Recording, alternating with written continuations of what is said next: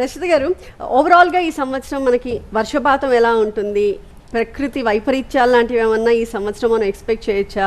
చాలా జరుగుతూ ఉన్నాయి, మనం చూస్తూ ఉన్నాం. అలాంటివి ఏమన్నా ఈ సంవత్సరం కనిపిస్తున్నాయా? ప్రకృతి వైపరీత్యాలు అయితే ఉండే ఛాన్స్ ఉందండి.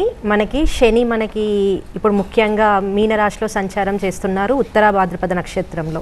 అలాగే మనకి ఇక్కడ పంచగ్రహ కూటమి అలాంటివి కూడా ఏర్పడ్డాయి. కాబట్టి ఖచ్చితంగా ప్రకృతి వైపరీత్యాలు అనేవి ఉంటాయి. కానీ వర్షపాతం మాత్రం కొంచెం బాగానే ఉండే అవకాశం ఉంది ఈ సంవత్సరం అనేది. వేసవి తాపం కూడా ఎక్కువగానే ఉంటుందండి.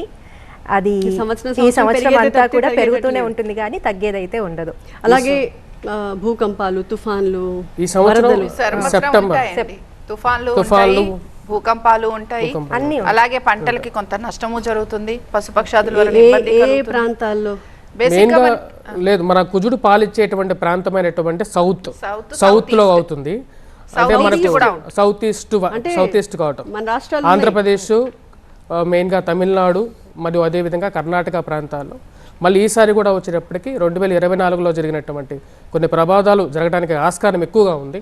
మరియు అదేవిధంగా వచ్చేటప్పటికి ఈ సంవత్సరం వర్షాలు పడి అందరికన్నా లాభపడేది రైతే. ఈ సంవత్సరం రైతే ఎక్కువగా రాజు అవుతాడు ఈ సంవత్సరం. ఎందుకంటే గురువు యొక్క అనుకూలత కలిసి వస్తుంది, సమృద్ధిగా వర్షాలు పడడం. మిగతా అన్ని డిపార్ట్మెంట్స్ కన్నా అంటే ముఖ్యంగా సాఫ్ట్వేర్ వీళ్ళందరూ కూడా కష్టపడినప్పటికీ కూడా లాభించేది రైతే ఈసారి.